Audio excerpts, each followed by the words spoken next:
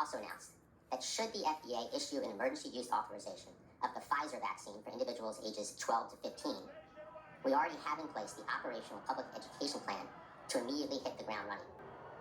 Over 15,000 local pharmacies will be ready to vaccinate 12 to 15-year-olds, and we are working to get more pediatricians and family doctors to offer vaccinations in their offices to make it as easy and convenient for adolescents to get vaccinated. Information.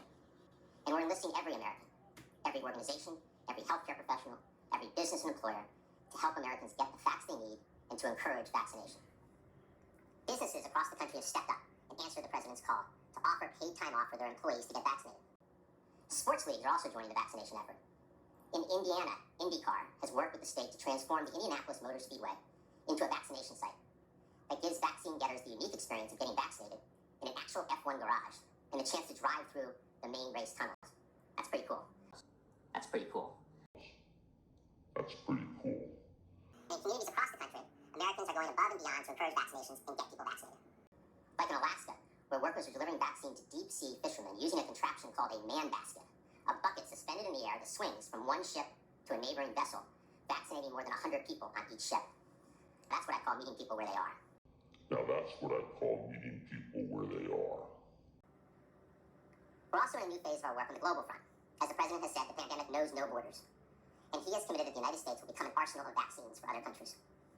We're taking steps to execute on this strategy.